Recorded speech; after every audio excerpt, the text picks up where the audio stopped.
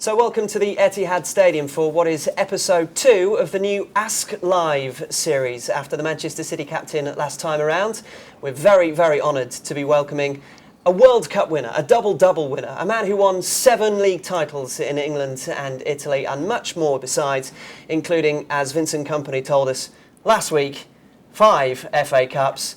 It is Patrick Vieira. Very good afternoon to you, Patrick. You all right? Good afternoon. Really good, thank you. Well, Patrick has, for some reason, put himself in the firing line of all your Twitter questions. It is hashtag askpatrick. If you want to get some in before the end of this, you may well get your question answered by Patrick Vieira alongside us. We are on mcfc.co.uk, on espn.co.uk, on Twitter, Facebook, and YouTube as well. So Patrick has just come from the City dressing room after a 2-0 victory over Bolton here at the Etihad Stadium.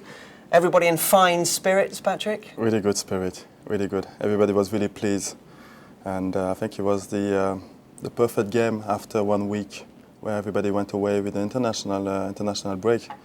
So it was a good win, good performance, good win. We create so many chances, and I think what we will take is a 3 points. At what point do you start thinking, not so many games to go now, win what?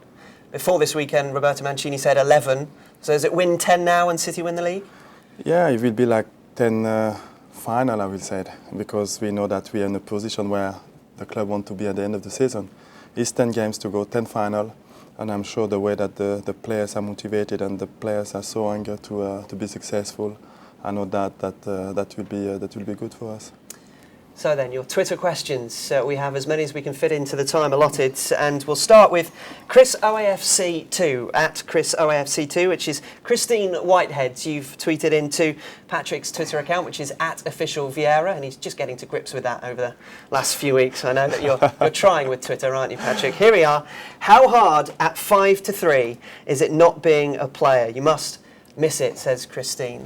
You a good watcher? Or? I'm a good watcher, yeah, because I think I stopped at the right time. I've been playing since I was 18, 17 at the top level, and I think my body was getting tired, and it was the right time for me to stop, and I think winning the FA Cup make my decision really easy.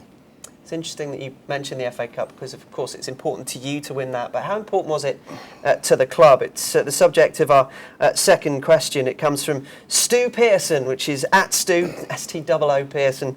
Thank you to Stuart. How do you feel the mentality of the players has changed this season since that FA Cup win? Winning the FA Cup gives us belief, gives the team a confidence. I think when you are building a team, it's taking years to build a team. But more successful you are, early it is and better it is for the team. Because what is important is to build the confidence. And winning the FA Cup last year just sent a message abroad. But as a team, you start to believe that you can win something, you can win silverware. So winning the FA Cup was a big step forward.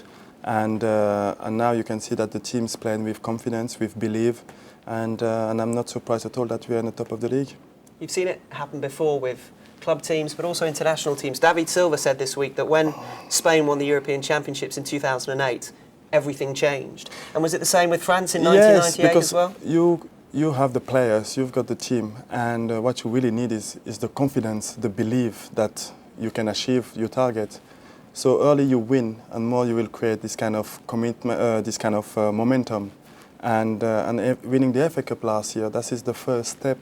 And now the team's playing with belief, with confidence, and most of the team now is coming to play at Etihad Stadium. They are not as confident that they used to. Now, I mentioned that World Cup win back in 1998. Could be the answer to this question, which comes in from Aidan Marr, 1992. Aidan James Marr, thank you for this. What was your hardest moment to get through in your career? It's a double question. He's got 2, which is cheeky, 2 for the price of 1, but he's got them in anyway. And what was your proudest moment you experienced? We'll do the second one first, the proudest moment. Proudest moment, I will say, as a kid, you always dream to be a footballer. You always want to sign your first contract as a professional. So I will say the proudest moment was at 17, 18, when I signed my first contract as a professional. So I was really pleased because my first step of what I want to achieve just happening. So I was really proud and really happy about myself. And the hardest moment to get through, the tough time? The tough time, of course, is I will say I wanted to be at the start 11 of the French national team. When we won the World Cup '98, I was in the squad, but I only played 2 games. And I will say European Championship 2000, that is when I really start to be in the French start 11. And that is one of my proudest moments, because you always dream to play about your country. Because when you are young, you're looking at the World Cup, the European Championship, and you said, I dream that one day I will be playing and other people will watch me play. So breaking through to the national team and being in the start 11 was fantastic. It was really good. 107 times you played for France, including when you came on in the World Cup final in 1998. You're talking about people watching. Well, I watched as you, in injury time, 2-0 up already, marauded about 70 yards, and I thought to myself, is he going to score one of the best World Cup final goals ever? You passed it to your international club teammate, and Manu Petit got all the glory. But you know what? It was funny. It was funny because Marcel Desailly just get sent off during the game, so the manager said, Patrick, you come in. So I didn't have time to warm up. I didn't have chance to realize that was the finals against Brazil. So I just take off my clothes, just come in and just play. And after the game, that is when I realized that it was the final of the World Cup. So it was fantastic. It was one of the best moments in my life. And of course, playing with Manu at Arsenal, it was something that was really special. Yeah, we'll believe you on that. I'm sure you would like to score in the final. Well, moving on, you won the 2000 European Championships, of course. What was it like to do that, and who do you think will win the European Championship this summer? Says at Timmy Stevens 9. Thanks to Tim Stevens for tweeting at Official Vieira for that one. Who's going to win? If I will answer that question with my heart, I will say France. But if I use my football skills and my brain, I will say Spain and Germany, because I think they are the 2 best teams at the moment in the world. German, because I think in the last 20 years, the German been in the semi-final, quarter-final every time. And Spain, because they won the last World Cup and European Championship, and they are the team to beat. So I will see these 2 teams lift the trophies at the end, I think. And do you think, I mean, Spain are going through what you went through, having won the World Cup and European Championships. They've obviously done it the other way around to what you did it for France. But you look at David Silva, who's made his way back into that Spanish side. Is it difficult being that team, the best team that everybody says are the team to beat? It is really difficult, because you will play every game and everybody will want to beat you. You have to perform not 100 but 200% every single game, because the teams are well prepared and they know the strength of the team. So Spain will be the team to beat, and it will be really difficult for them to remain the titles. But on the papers and on the pitch, they're quite an impressive team. Yeah, and sometimes they do match up, don't they? In fact, David Silva is the subject of this next tweet from Kev Paul Rose, at Kev Paul Rose. Thank you to Kevin Rose for tweeting at MCFC. You can also get your tweets in to at MCFC, the official Twitter account of Manchester City. Here we go, Patrick. Silva or Bergkamp, who is the best? Start trouble already. Yeah, I'll give you 25 minutes for this one. I will try to be diplomat. Okay. They are quite. I really love them both, because I believe this kind of players who will make other players look good, and for me, this kind of players got something more than the other ones. They are really creative, and they play for the team. They want to make other players look good, so they've got this kind of team mentality. That's what I really like. And I played with Dennis Bergkamp at Arsenal for years and years, and I just played with David for a year, I think, and I really enjoy watching him playing. And it looks like he just got a hand on his feet. It's fantastic. Everything's look really easy. He's really comfortable with the ball, and his brain is quicker than anybody else on the field. And I love watching him play. He's one of our best players. Typically diplomatic answer from so Manchester City's that's a good football development executive. Notice the dress code today is clearly prearranged. We both got an invite and we both turned up wearing the right clothes. It's about the Manchester City midfield that the next tweet asks Patrick. It's from Luke Osborne, at Osborne05. Who would you least like to come up against in the City midfield if you were playing today? It's only, 6 or 7 months since you were training against these guys. So who's the one player you don't like the idea of facing? I will say David Silva. David Silva, because he's he's really good with the ball, and he's quite short as well. and I'm quite tall. So it's never good to play against somebody that, when you find this kind of difference of sizes, because he can turn really quick, and for somebody tall like myself, it has been really difficult to mark this kind of player. So I will not want to play against David Silva. Talking of Patrick being tall, you'll notice that unlike Ask Vincent, we are able to keep him at 6'4". There's no sinking chair. The Super Bowl has a wardrobe malfunction. We have a set furniture malfunction, but this time it's been fixed, so I sit at the right height all the way through. I'm not heavier than Vincent, maybe that's why I'm making a difference. Yes, it was Patrick's idea to change the furniture, clearly. It was a slight embarrassment, nothing to do with me, clearly, being taller than the Manchester City captain. You are watching Ask Patrick Live. We are here at the Etihad Stadium taking your tweets. We are live on Twitter, on Facebook, on mcfc.co.uk, on espn.co.uk, and also on YouTube. Keep them coming in. You can tweet at MCFC or at Official Vieira. That's Patrick's official Twitter site.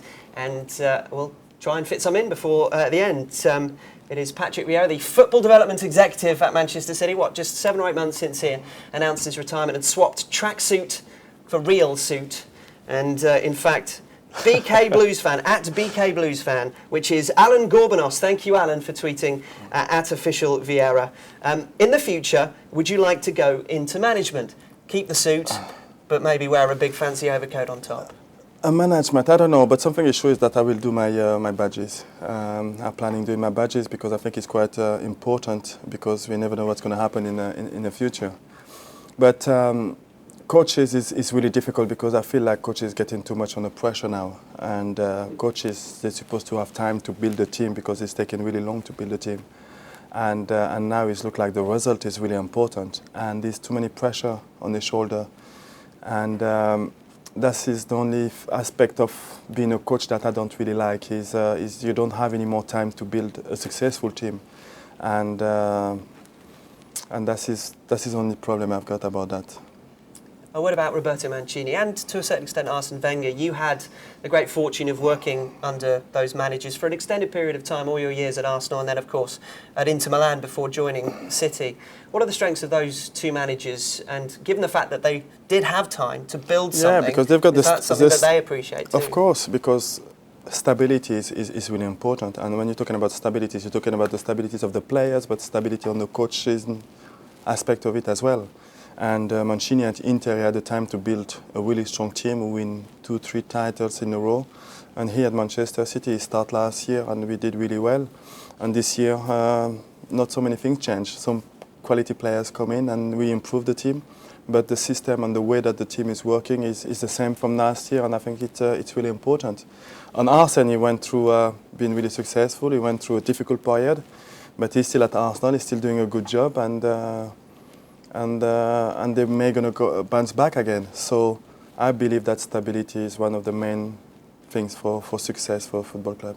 When you joined City, there was talk about you being a representative of the manager in the dressing room, which is, it sounds kind of sinister, but actually it's the idea of having a bridge between players to manager.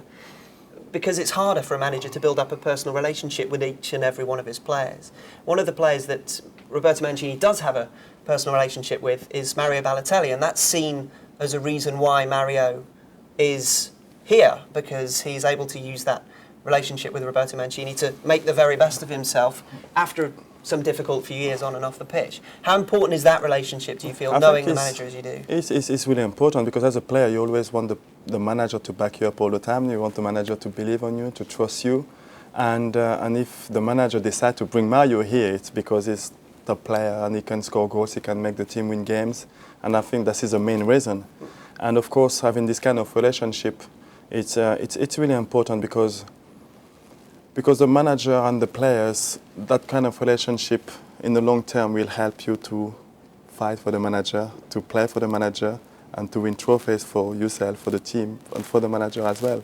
And I think something is really special in this dressing room this year is the fact that the relationship between each one of the players, between the manager and the players, is the positive atmosphere surround the training ground, surround the dressing room, and that makes it really special. That's why I think the club is on the right way to be successful.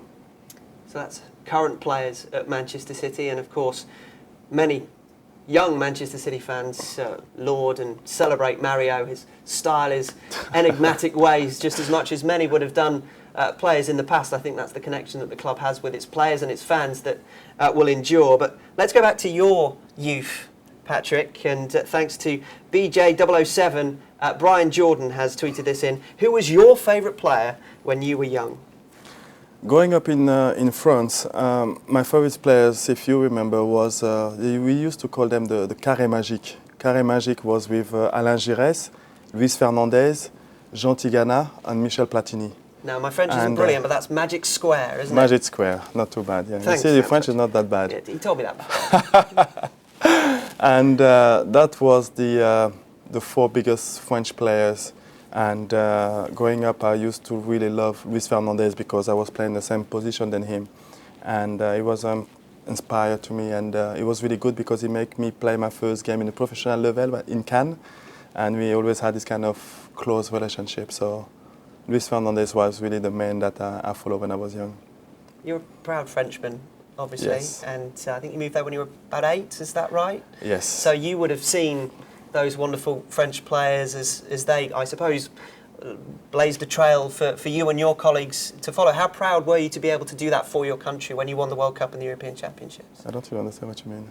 Well, you were able to, you saw what happened in 1984 and these superstars, and yet now you are considered in those same sort of ways. Yeah, it's unbelievable. It's something that you always dream to play for the national team, but you never dream to be an icon or some things like that. And I was really lucky because I was part in maybe what I will say the best time of the French football, because winning the World Cup and winning the European Championship straight away, it was something that people were always going to remember. And to be part of that squad is fantastic. It's fantastic. At Banksnab has a cheeky one, Matthew Banks. We always try and put one in that might not necessarily, but actually he could have probably predicted this one. Don't forget I'm a diplomat, so. Yes, you are a diplomat, so he'll find a way to get through this without offending anybody at all. Are you on good terms with Roy Keane these days? Says Matthew. Your rivalry was one of the best. I know you met recently when City played at Villarreal, and I think he was doing some TV work. We did some TV together, and we look at each other, we smile to each other, and we understand each other.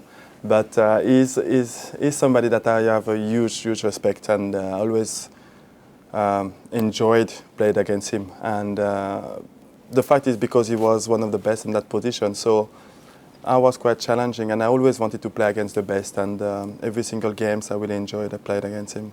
Can you tell us what you said in the tunnel at Highbury, or is that going to go down into the secret annals of football time? Yes, I think it will go as a secret. Right, okay.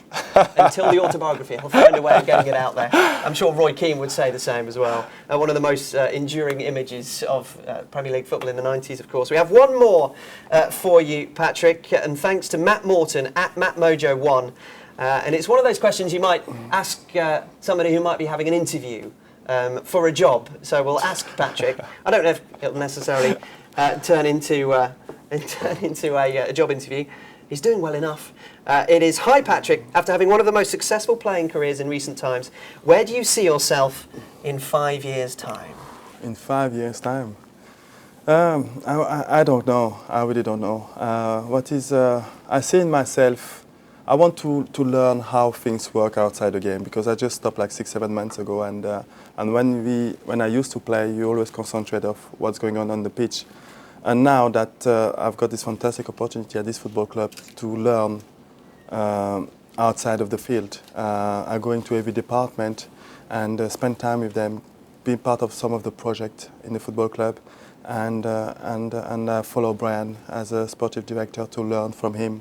And I want to take some knowledge from people, and after we'll see what's going to happen, because I just stopped, so I really don't know which way I want to go. I don't know what I really want to do, and I think what is important for me is to learn, and after I will have time to decide, because I'm still young. Yes, exactly. That's the funny thing. When you're playing and you get into your mid-30s, you're old, but then you suddenly, when you retire, become young again. Just two extra little cheeky ones. One's from me. On behalf of the staff at Manchester City. We'll do that in a moment. But first of all, Anthony Napper has squeezed one in right at the end here on Ask Patrick Live. The real Napper, at the real Napper he is. Richards or Lescott in an arm wrestle? asks Anthony. Ooh, this is a really good battle. Really good battle. I don't know. I don't want to put my money to... I don't know. It's going to be really difficult to decide because I've been playing in different football clubs in France, Spain, and in England, and I will tell you, I never see too many players that strong. Yeah, beasts, aren't they? Beasts of the football world. Beast, and I don't know. But I will ask them to try, and I'm going to let you know one. We'll let the Twitter sphere know what happens. The problem is, if one of them wins, I say best of 3, they'll win that, and it'll be best of 5, and it'll go on forever and ever and ever. The final one is from me, and again, the diplomatic answer is on its way, no doubt. Patrick is famous in the city offices here for having an aftershave. Now, usually, when you have an aftershave, you will pretty much tell everybody what it is. You're proud of it. You might have bought it. Might be in a gift from somebody, from your wife, perhaps. But Patrick refuses to tell anybody what this magical You can tell I've been prompted by a female member of the Manchester City staff. Patrick, will you divulge now in front of everybody on Facebook, Twitter, YouTube, mcfc.co.uk, espn.co.uk? Everybody wants to know this. Well, at least 2 people. What is your aftershave of choice? You know what? I don't remember anymore. Forgotten. You know what? It's true because the name is quite complicated. It's quite difficult so he's humouring us. No, now. It's true. But you know what? I will find out and I will get 1 bottle for you.